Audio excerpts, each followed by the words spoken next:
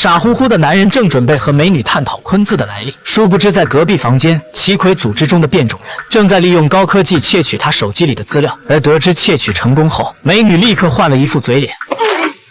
奇魁是一个由变种人组成的组织，其隶属于英国政府旗下的特殊部门。组织会从小培养那些天生有异能的孩子，可还有一伙人也在暗中打着变种人的主意。他们利用不同风格的画作来区分不同能力的变种人，通过拍卖的方式进行售卖。而此时莫妮卡利用窃取的资料，伪装身份混进了变种人贩的拍卖行，成功让他结识了这里最大的卖家。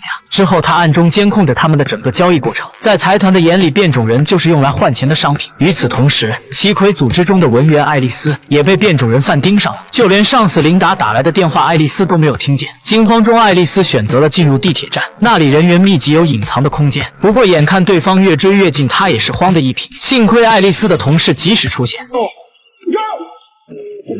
趁此时机，她躲进了地铁，没发现异常，她才长出了一口气。结果下一秒，停尸房苏醒的男人突然冲进了地铁，这下爱丽丝又成了待宰的羔羊，只能尽量的躲避。而孪生四人组的另外2个同事出现，将对方牢牢控制住。地铁到站后，爱丽丝飞快的下车逃跑，但还是被另一个变种人贩用麻醉枪击倒。上前查看，竟不是爱丽丝本人。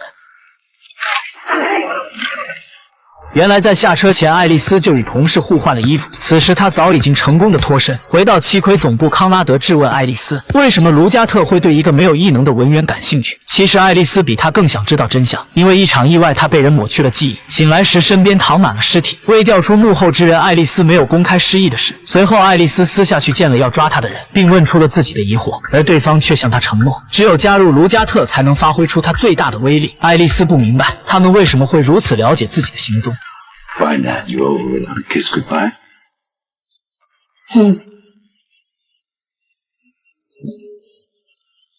All of them.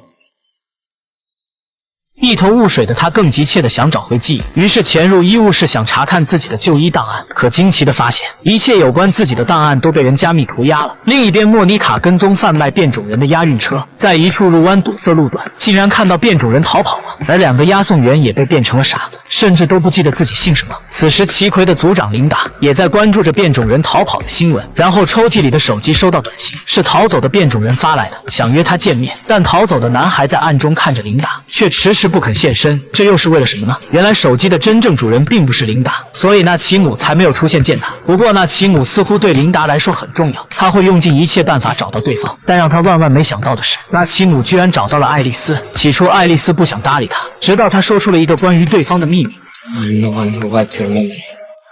这句话彻底让爱丽丝大吃一惊。